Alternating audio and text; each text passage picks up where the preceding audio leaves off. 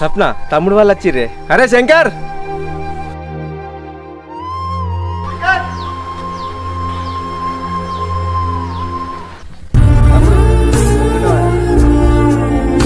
సిరి మంచిగా ఉన్నవారా? మంచిగా ఉన్నారా?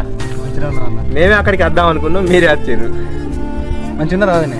మంచిగా. ఇంట్లో కదా పర్రా. అక్క ఏమైంది?